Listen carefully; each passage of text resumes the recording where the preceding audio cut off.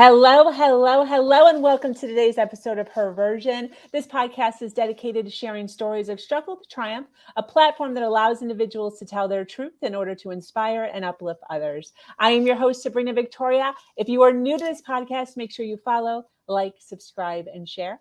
Let's jump right in.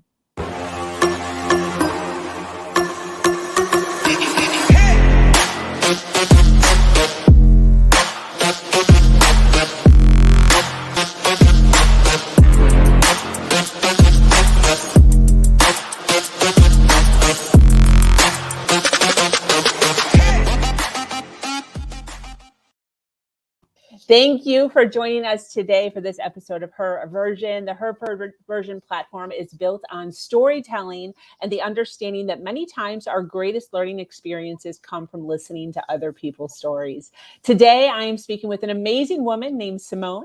Simone was a model and a children's teacher early in her career. And during that time, she noticed unfortunate signs of low self-esteem within the female culture. Simone is now known as the Self Esteem Doctor and is here today to talk about mindset, visualization, and how important real self-esteem is. Welcome, Simone.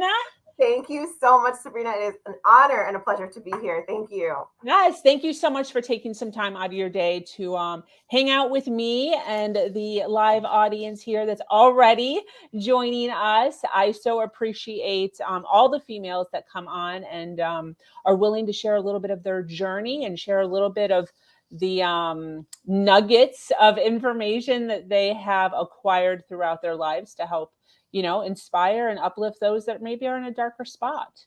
For sure. And a platform like this is, I'm just running like, yes, let's do this, Sabrina. Let's inspire whoever we can inspire because our stories really are important. 100%, 100%. So how are you? How has your week been? How's the holidays? Amazing. Just Good. No complaints. So far, so good. And how about you?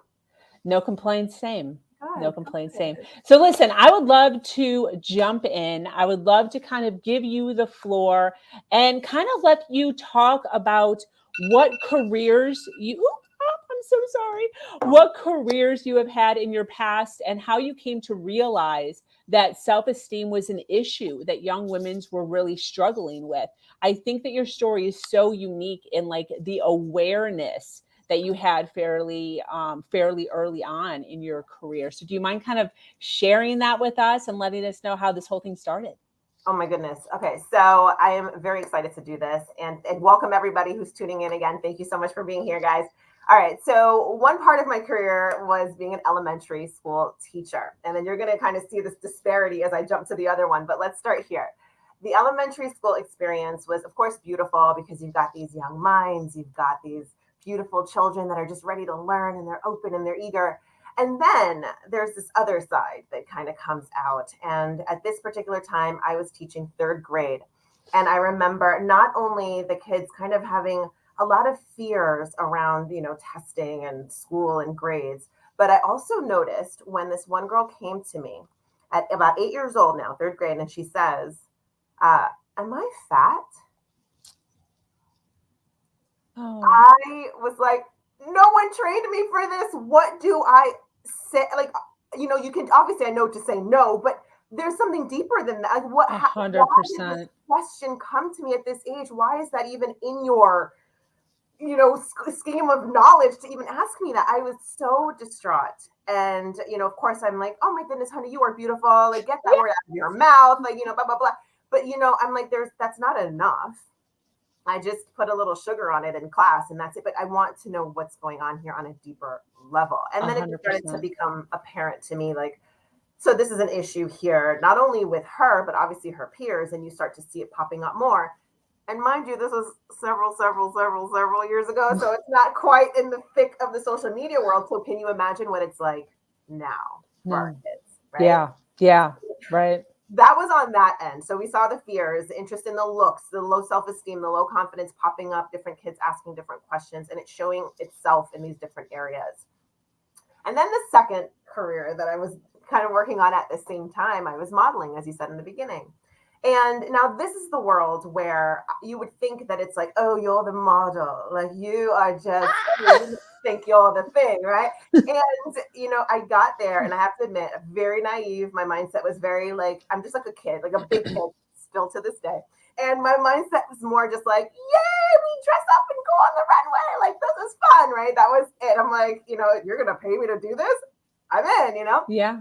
And so I'm backstage and several runway shows, but one in particular. And I said, what are they talking about? And I tune into them and I hear the girls back there.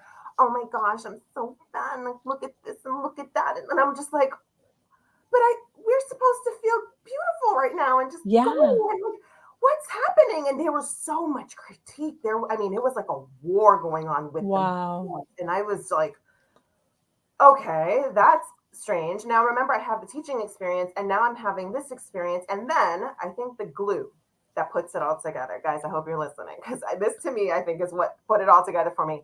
I get off the runway now. We're done. The show's over. My mom's always in the audience, no matter how old I am. She's probably on right now. I love it. Thanks, Mom. And so I go and I'm like, really, that was great. It was fun. And then I walk by a group of girls, young girls, around the same age as the kids who would be in my classroom. And they are going nuts. They're so beautiful. I want to be like them. They're so perfect. That's my future. That's my life. And I'm just like, there's a problem here. Yes. There's a massive problem here, Sabrina. There's a whole lie happening and a whole weird deception because the little kids are already concerned about their looks and their image. They're looking to the older models as a role model to feel good and love and accept themselves, but those models don't actually love and accept themselves. Yes. So who's actually teaching our girls? Who's actually role modeling? Where is this lesson coming from? And we've got to do something because it's from this end, 8 years old, to this end as a young woman or an adult woman, and there's got to be something that we absolutely, absolutely. Yeah. Wow, I love that. That in itself, that last part, is so insightful. Yeah. I think that's literally where a lot of the future that was to be for me and for the work I'm doing really started to, because I was like, man, this puzzle piece just came together and it wasn't a very nice puzzle. I don't like this puzzle. We've got to do this over, so. Yes. So all of these realizations are coming to you over the course of a few years. Yes. So, obviously we know who you are now. You're the self-esteem doctor. So what were the first steps? What were some of the first endeavors that you kind of worked on to get self-esteem into the minds of these young females? Beautiful question. So it seemed logical that I would take the experiences that I'm already familiar with. I'm a teacher and I've had the modeling experience. So I have this beautiful, grand idea. So yes. I am going to open a modeling studio thing, right? But in this modeling studio, we use the runway as our inspiration. We use the runway to say, I can stand up here and I can be proud. And we build in some self-esteem lessons and some affirmations and we do all this stuff. And I was like, this is it. Look out, world. I have the greatest idea ever, right? Except the world asked me a couple questions that I don't think I answered the way they wanted. So the questions would be, oh my gosh, this is a modeling agency. No, we're not really an agency. So you're going to make my daughter famous? No. So you're doing official modeling training for professional models? So what are you doing here? And I'm like, I'm using the runway to inspire confidence and help overcome low self-esteem. Huh? What? I don't get it. What are you talking about? And I'm like, oh my goodness, what am I doing wrong here? So it wasn't working. I mean, in a general sense, it wasn't working for the most part, for most of the people. But there were some positive stories in there that really did take us to the next level. But I want to pause there just for 1 second to say, for people who are tuning in, that first idea might not have been it, right? But there was something still there and I wasn't prepared to give up, although I knew there was going to have to be a change of gear somewhere. And I think that's probably what we'll be talking about in a little bit. So I can give you a little insight as to kind of how I took that to the next level to really fine tune this. 100%. And I love that you're saying that and even being open and vulnerable about that, because a lot of times we think that, well, there's two things. There's two things. One, people think that their idea might be stupid, so they never go along with it. Right. Right, right, Where in this case, like, it didn't quite work out. So that's what right, people fear. right. But the takeaway here isn't all of that. It's actually like one thing, and moving in the direction leads you to another thing. I was Yes. actually just talking to my parents about that. I'm like, if you would have seen what all of the ideas and everything that were going through my head 10 years ago, and then where I am now, they're very different. But if I wouldn't have started that first idea, I never would have gotten to where I am now. Exactly. When we jump on that first step or the second step, we're not on 30th floor. We're not at the 90th floor. We're on the first, Exactly. second, or third floor, but we still got to pass through those floors for the most Yep. part to get to the level that we want to get to. So I think it was a super awesome learning experience. It was tough. I cried. Yes. So But how long did you kind of stay in that, sect before you kind of like woke up with the self-esteem doctor idea? so it was about, okay, so it's kind of a longish answer, but it's a sit back, guys, sit back. I'm not going to make it too long. I'm not going to make it too long. But it was about 2 years of actually just still trying to make the studio work. And in that time, What do you name it? It was actually kind of weird, but it stood for Simone Alicia Studio, or sometimes I change it to School of Modeling. So it was SASOM, SASOM, SASOM. Oh, that sounds cool. I thought so too. That sounds cool. I love it. Thank you. So it's still actually the parent company name. Like, I'm doing business as a self-esteem doctor, but it's still kind of like, you helped start it all. You're there with me. So that's still the name you'll find if you look me up. But probably the sweet spot of that story that really led me here is actually 2 success stories that came out of that time frame. So it wasn't a complete flop. It wasn't something I was going to really be able to scale and everybody really understood. But there was a day when a young girl and her mom walked into that studio. Okay. And this one might be a tearjerker. Grab your tissues. Or I should tell myself to grab it. Okay. Okay. So I don't have tissues. I don't mean I'm not even prepared. Okay. So the mom and the daughter walks into the studio. The daughter had been assaulted in a very negative, like, horrific way at school one day, or she actually skipped school and there were several boys involved. It was a very traumatic thing. And now at this time, I knew I could help build self-esteem and change mindset, with some of the tools that I had, but I wasn't so confident at the time that I could help with the more traumatic pieces of this. So I was very highly recommending she needs therapy, get her a therapist, a psychologist. I'll work alongside for some of this stuff, but I want you to get someone else. At the time, they were like, yeah, we'll get that, but will you please work with my daughter? And I'm like, sure. And I remember putting her on the runway, having these discussions, having her do affirmations, working on her posture, deep breathing through her core, using these mental tools to, like, just imagine and see. And now, keep in mind, at this time, I didn't have my official training in neuro-linguistic programming like I do now. But when I look back, what I realized, of course, after studying everything, is that I was using elements of neuroscience with her on the runway. So she was basically able to kind of, as she was recalling these negative traumatic events, we were basically interrupting that recall process with a positive experience on the runway that was very detailed and very calculated. So we knew exactly what we were doing. And let me tell you, I remember her being the first person that ever actually paid money or basically believed in what I was doing or got what I was doing. And I just remember right now, I'm literally seeing it in my eyes right now. The mom comes in and there's tears in her eyes and she's just like, thank you. Oh my God. For what you've done to my daughter. I have a new daughter. She's back.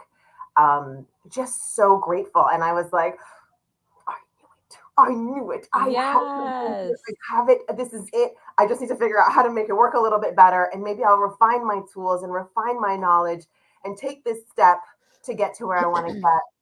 But this is it. And this is what I had in mind. And I just felt like the universe threw me a bone, like, keep going. This is it. Like, they might not get it, but you got this.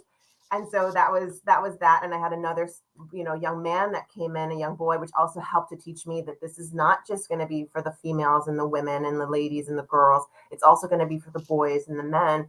So we can help to, raise them with a new mindset of compassion for self and compassion for others, so that they become men who are compassionate, Yes. right? So I had a situation with him, and he was struggling with his father regarding his own orientation. And I just kind of gave him a platform again, and he took it to the next level and is like a big fashion photographer in New York now. So he really embraced that experience. Wow.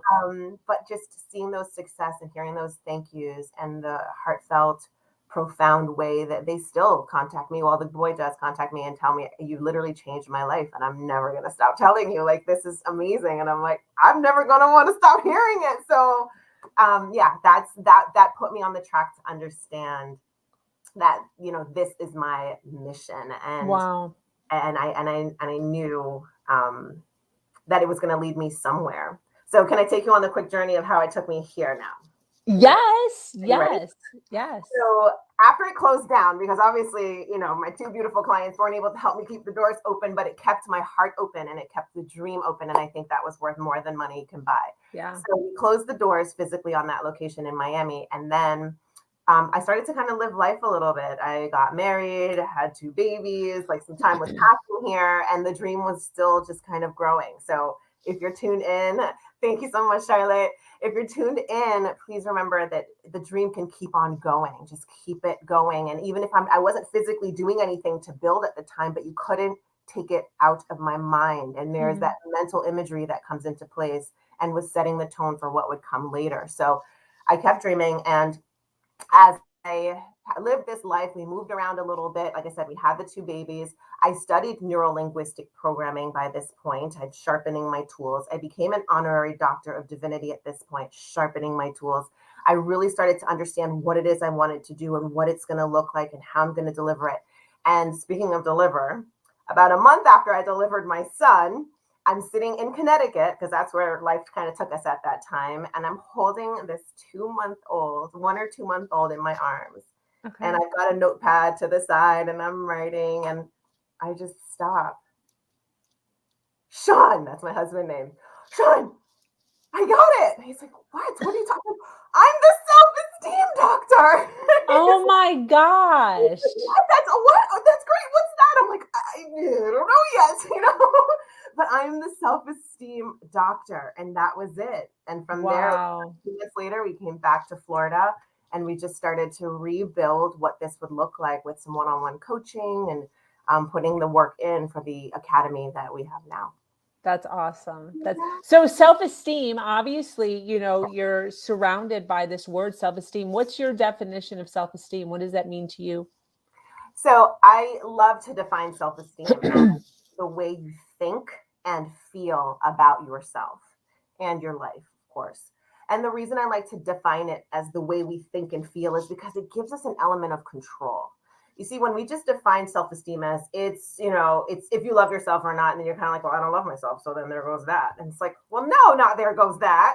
It's the way of thinking. And so we can coach ourselves and we can reprogram ourselves into new types of thinking and new types of thought. We can also elevate our emotions. If anyone ever follows Joe Dispenza, talk about elevated emotions and setting intentions. And these are things we can take some control over.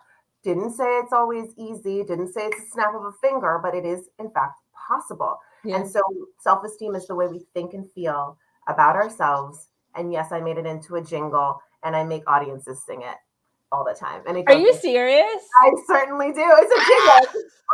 I will yell out into the audience, what's self-esteem? And then after I teach them, they sing back the way I think and feel about myself. Oh, I love it. Yeah, and it gets stuck. I had a client call me once and was like, my daughter won't stop singing this song. I'm like, what better song to sing? Let's yes. Oh, I love that. Yeah, the way you think and feel about yourself, for sure. Good for you. So I know that you do, obviously from, the story that you just told that you're doing, you work with men and women. As far as that goes, this platform is predominantly women. How would you kind of tell us to improve? How, what are the steps to improve our self-esteem? I love that. So the first thing I think is when we have a shift in our awareness of what it is we're capable of and why it works and how it works, I think it helps us with the actual changes that we have to make or the actual steps that we have to take.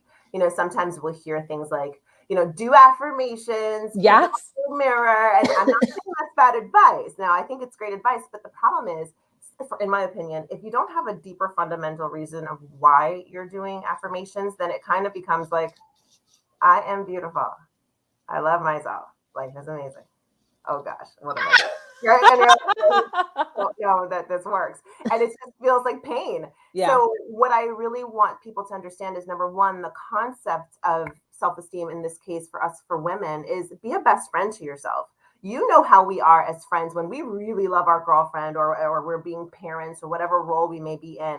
We can be like the number one, most amazing cheerleader. I mean, this best friend can do no wrong. Like, honey, you are the most beautiful. Like, hello, you know what I mean? We are so encouraging to others, those of us in our circle that we love and trust and care about. What about ourselves? Yes. So fundamentally, the first step is keep the concept, this umbrella concept of being a best friend to yourself. Yes. You have to matter. If you're going to matter to your best friend, you're going to matter to someone else, you've got to matter first to you. Absolutely. So we keep that concept alive. And I think it starts to fuel a little bit of, okay, fine, I'll try these affirmations a little bit more, put my heart into it a little bit more. Yes. Right? And then on top of that, I think if you start to recognize that when we are having certain thoughts, there are certain chemicals that we're waking up in our body. So if we are really being negative all the time, we're waking up negative chemicals inside of our body. Well, Yeah. If we can imagine what would negative chemicals feel like if they're flowing through the body, pretty bad. Yeah.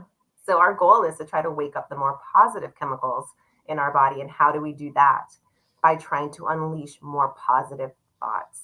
So there is a big why. There's a big fundamental, scientific, energetic, divine, however you like to think of it, reason for us to really tune in a more positive way. So my tip and my advice is be a best friend to yourself. Those thoughts that you are rotating in your head, guide them to being more friendly and loving to yourself. No need to judge yourself when you fall off of that bandwagon. It's okay. We're human, but I want you to lead yourself to more positive, gentle, loving, nurturing thoughts about yourself. And you don't need to lie, right? Sometimes we think automatically, oh, I'm the most beautiful person in the whole wide world. Okay, no, that's not what you think. Then don't do that. But you can start to say, I'm a really good person. I love the way that I treat others. I love the way I dress. I love the way I compliment my friends. I love the way, and you just start to get into a little rampage of appreciation and affirmations and not being afraid to be nice to yourself, because that's not a bad thing. Yeah. Right?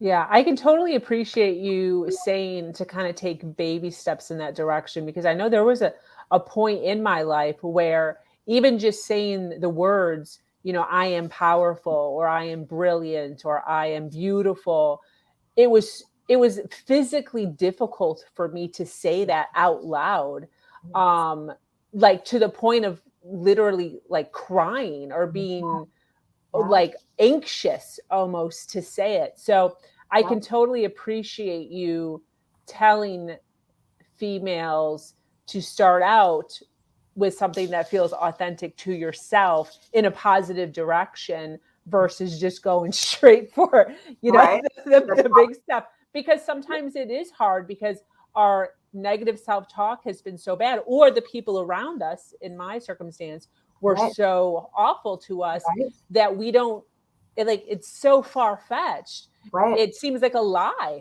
Exactly. And when we can start smaller, like you're saying, it just helps us to incorporate it more as truth. And then we form a habit of complimenting ourselves. So even if at first there's nothing physical, a lot of times people think self-esteem is all about your looks. And, do you think you're beautiful? Do you think you're hot? Do you think you're sexy?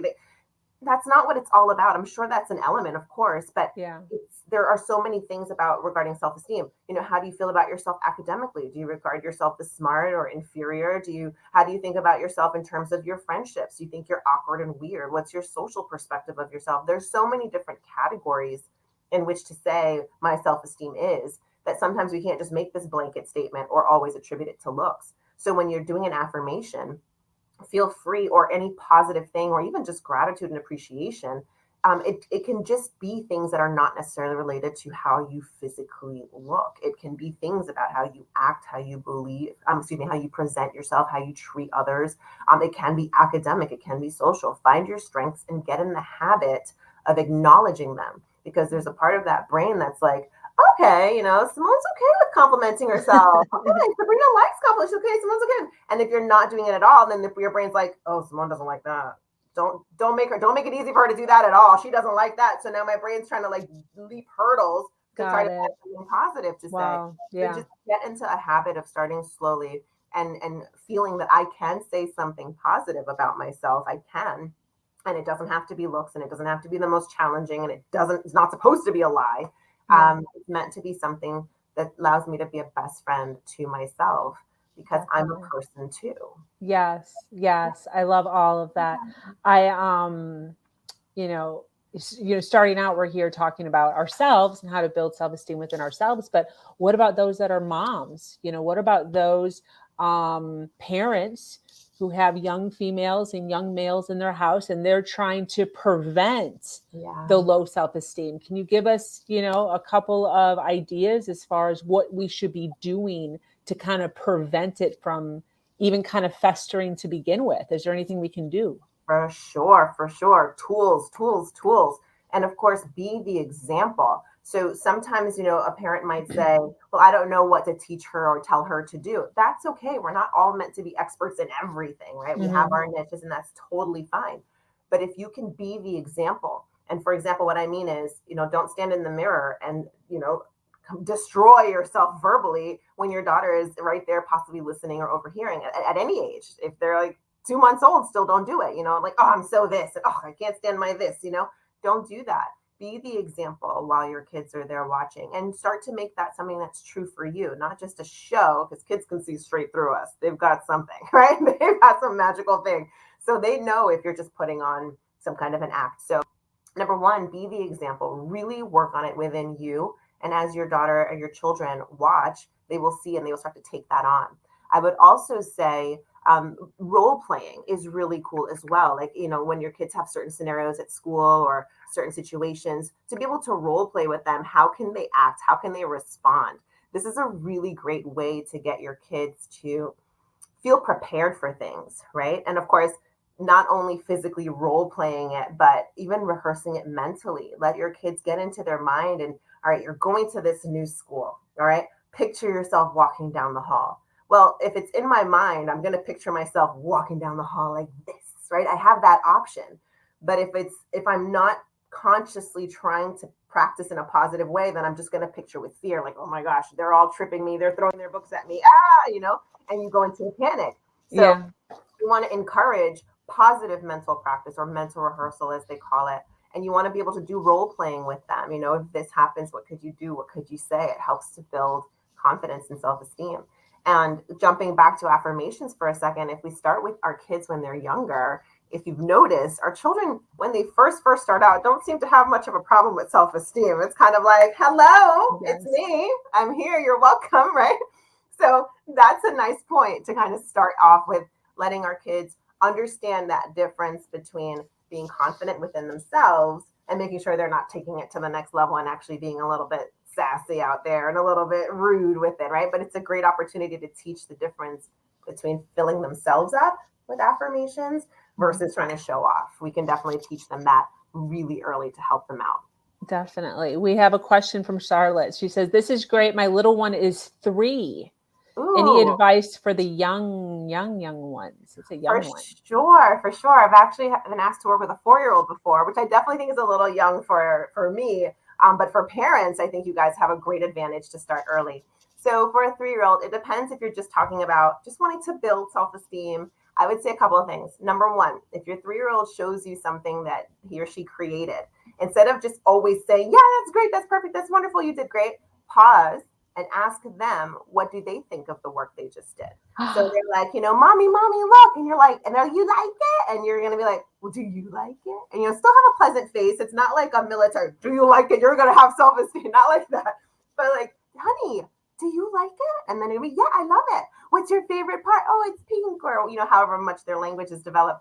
And then let them really love their own work first. And wow. then secondarily say, okay, because I do love it too. I just wanted to hear what you think, so that they have the say first about not needing the validation of someone else to like. Wow. Them.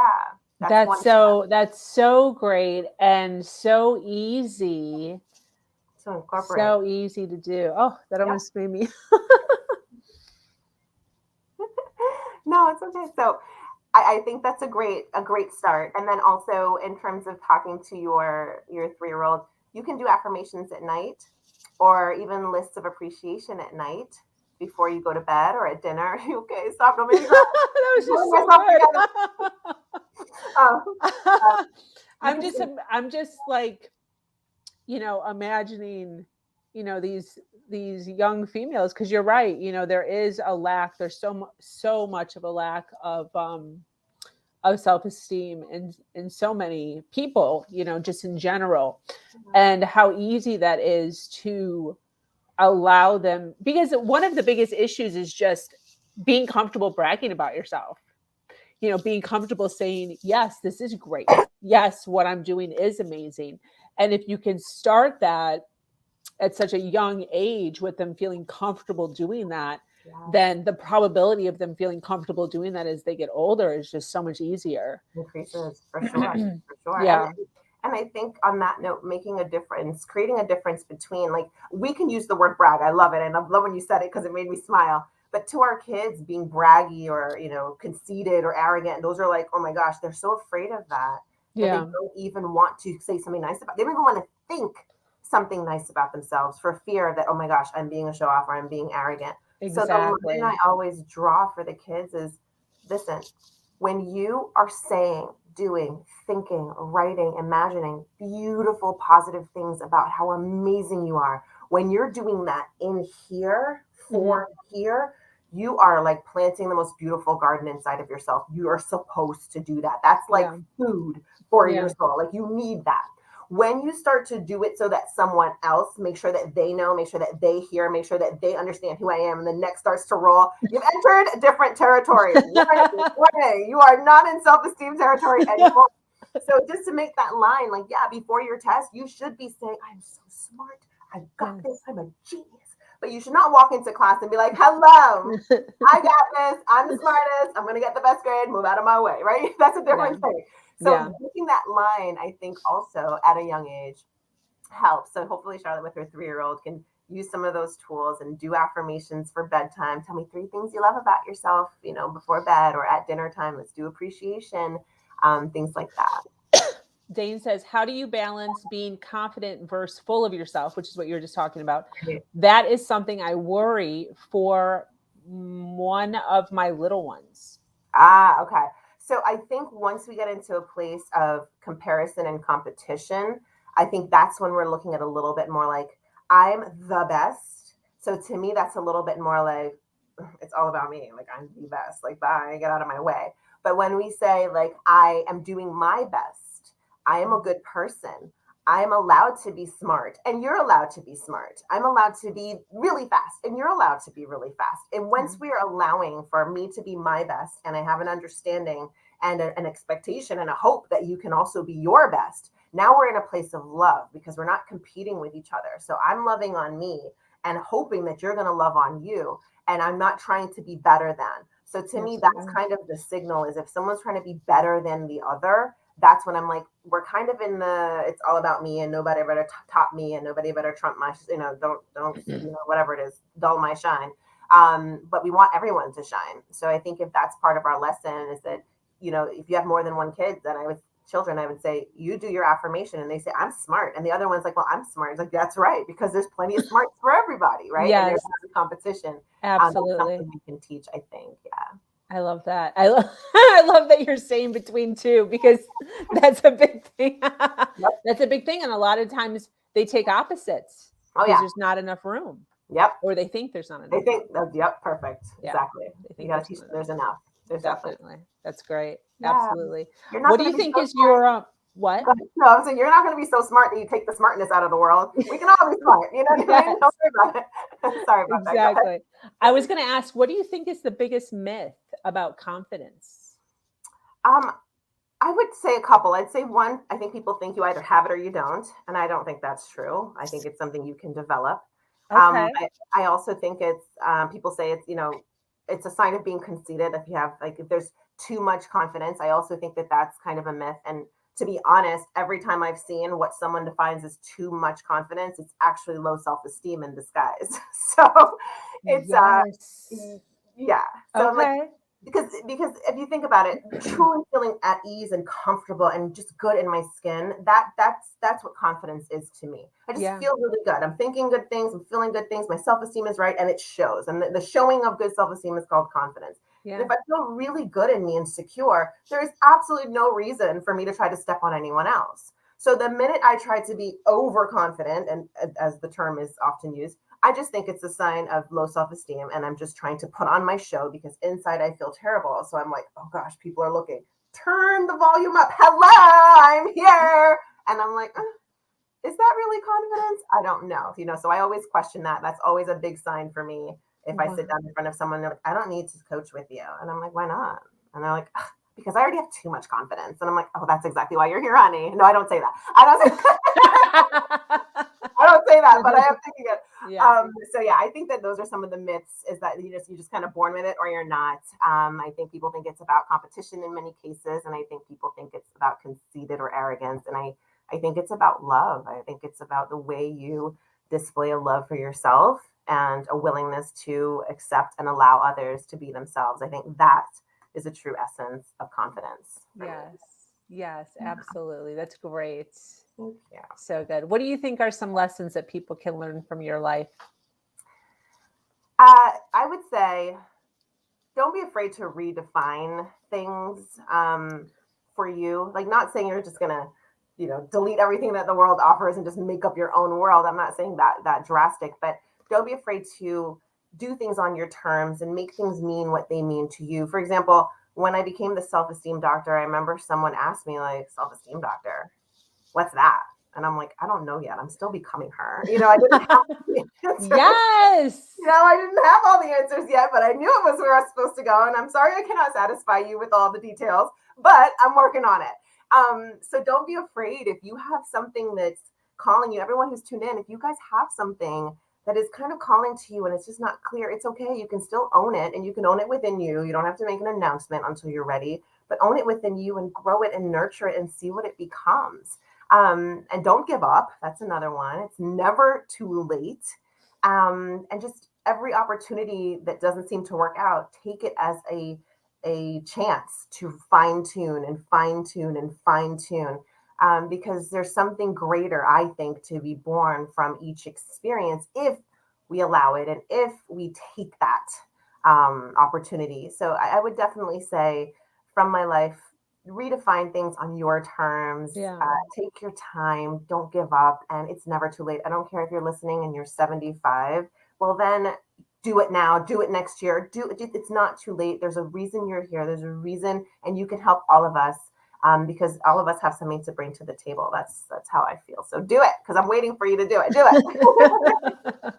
That's great. That's great. So obviously we realize, your business is the Self-Esteem Doctor. Now that we know what it isn't, Right. what it's not, Right. what is it now? What is it kind of morphed into, and who do you help? And, who should be contacting you? Okay. So this also is going to feed into a little lesson for you guys. I've taken everything, every experience, good, bad, positive, negative. I've taken every experience and put it into the heart and soul of who the self-esteem doctor is and what I bring to the table. So right now I work as a speaker. So, I can do events and things like that, or come into schools and offices or whatnot, and planning to put on my own events again soon. And I also have founded the Self Esteem Doctor Academy, and it's a virtual academy.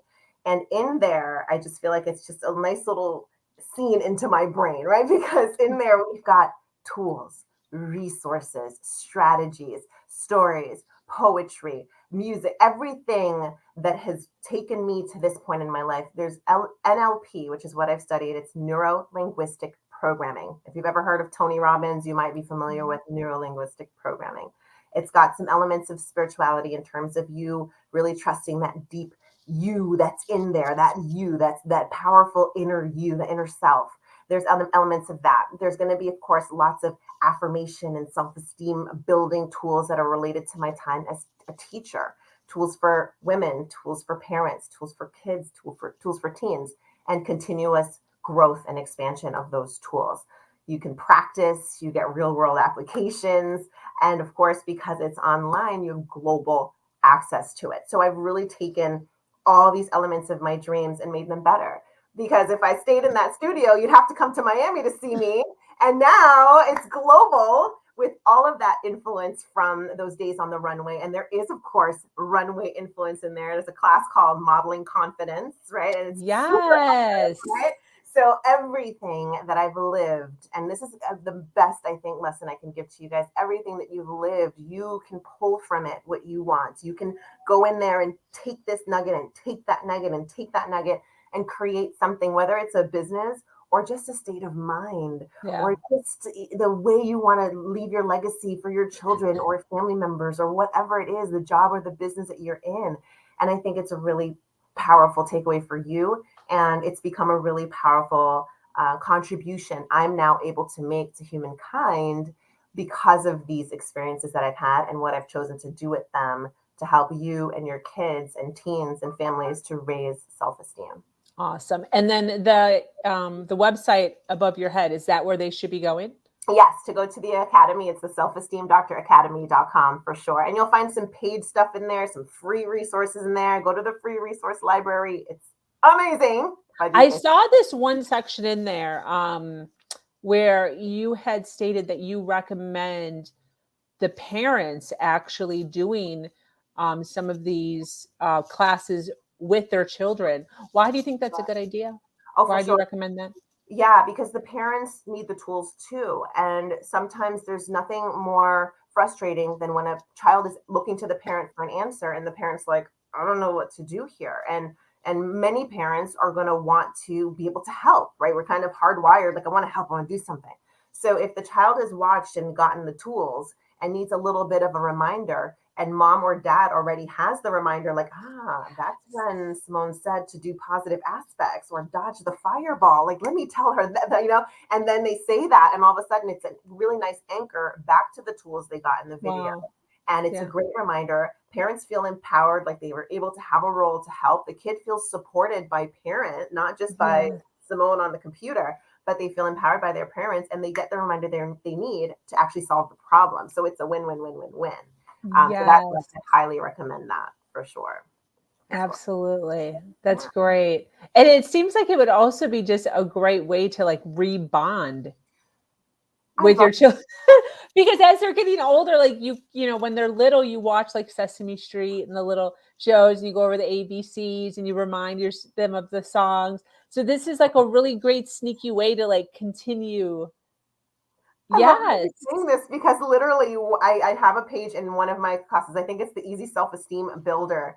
And there's a page like, how do I get my kid to do this? And I'm like, pull out the popcorn, make it a movie night, make it a party. Like, it's I love that. Only mom and the daughters can watch, and then dads and the sons can watch the next day, or moms and the sons, whatever your dynamic is. But it's like, it's our special time and we're going to watch a movie. Go in the closet, put a blanket over your heads and watch on the laptop. Make it like a moment, an experience. Put on meditation music, go run in circles, but like make it an opportunity to say, like, this is our little thing. We're going to get the self-esteem stuff together. Like, just our secret, That's put on a Superman costume and watch it. I don't know, but really, get into it. So I love that you said that, because I that was the vision in my head, and I'm just so happy to hear it's Yeah. in my head too.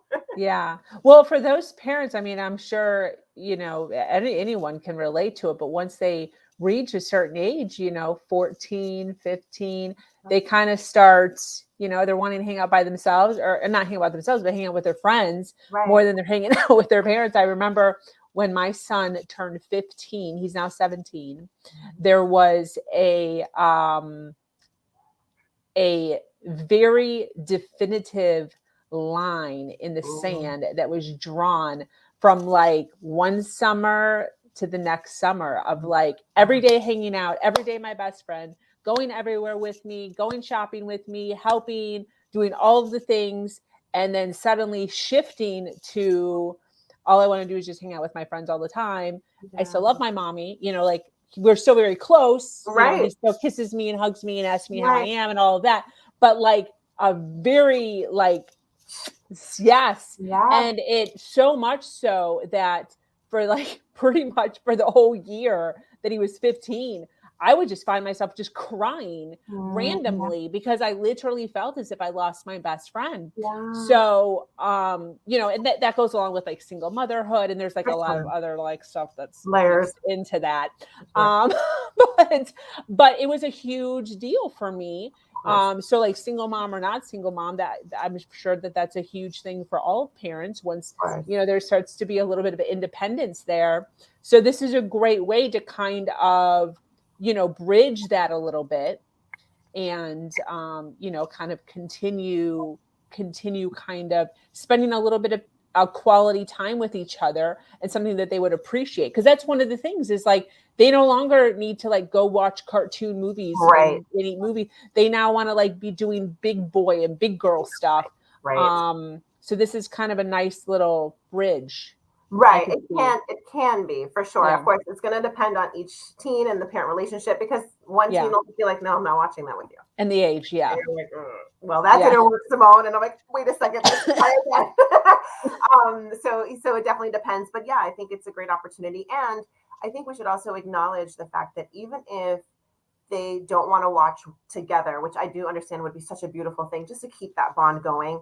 I think there's still so much appreciation that will go from the teen, for example, from the teen to the parent, because you put them in touch with this resource. And the resource is answering so many questions for them.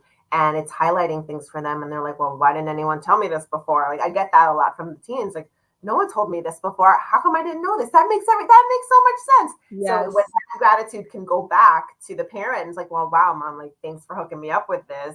I think that's just another form of the bonding that we're looking to maintain in this stage, because every time they solve a problem, they'll remember that mom is the one or dad is the one that put them in touch with that resource. So even if you don't want to do it together, never fear. We've got a plan.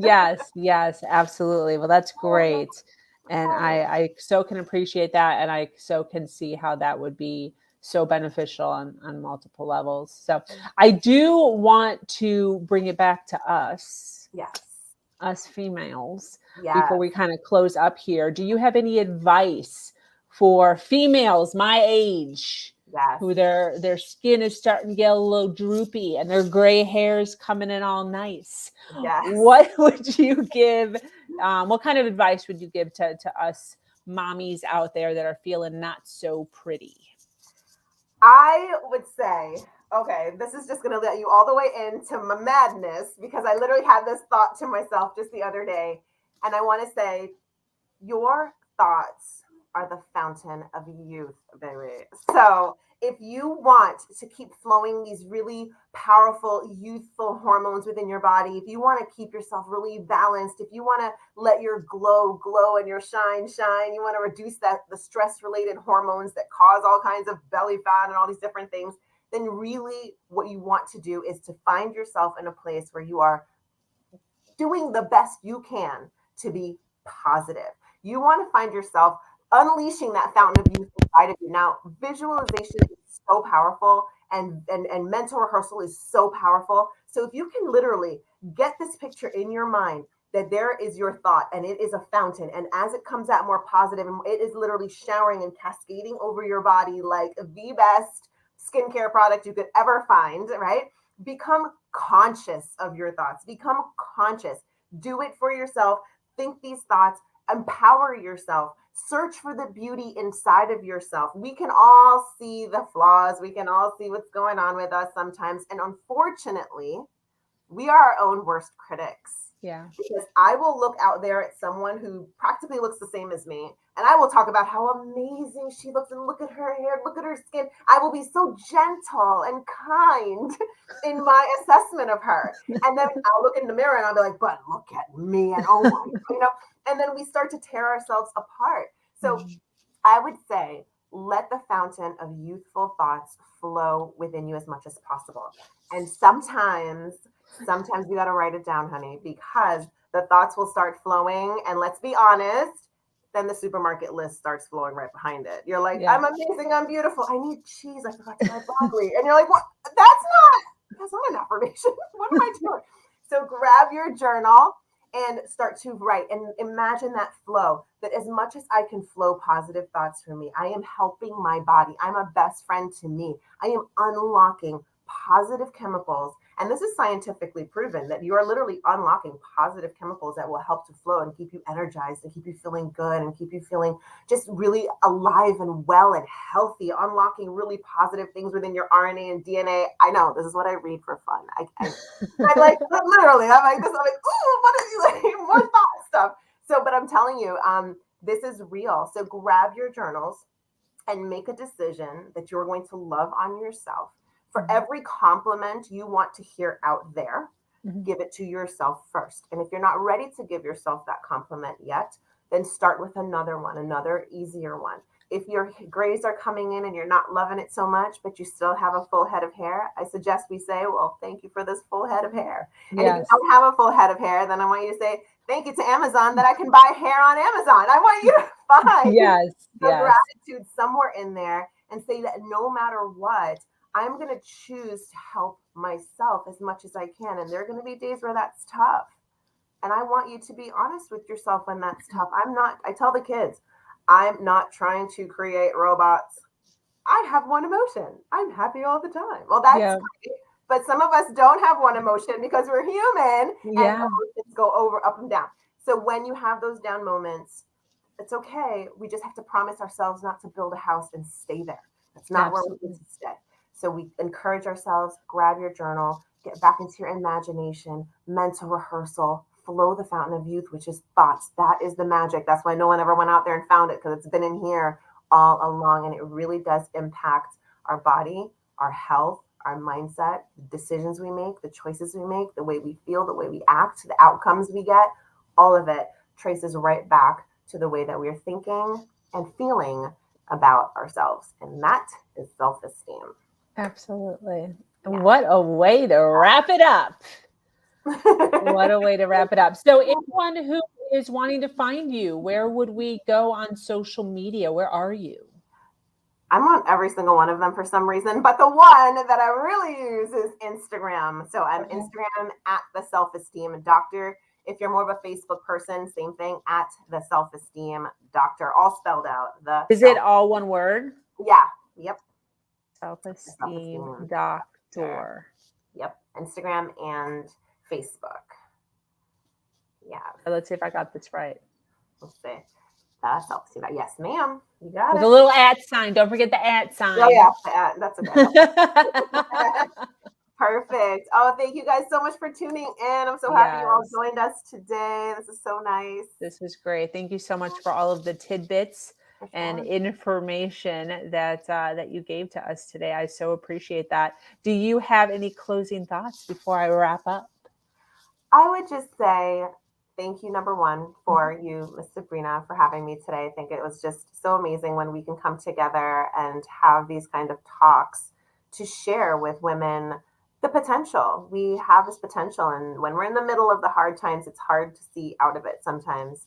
But I want everyone to remember that even when it's hard, even when it's so challenging that your brain is spinning, that there is an opportunity to bring yourself back to a positive place, at least in your thoughts. For the times you don't have control out there, I understand, and my heart is with you. for the times we don't have control over what they're doing, he's doing, she's doing, what's happening. My heart is with you. And if we can start with the part that we can control, which is in here, as hard as it may be, as much as we may try and fail and try and fail, don't give up on this part, because this is the part no one else can touch and see. They really can't. They can influence us. Mm-hmm. They can give us suggestions of really negative things to think. Mm-hmm. They can get in there. Get in there.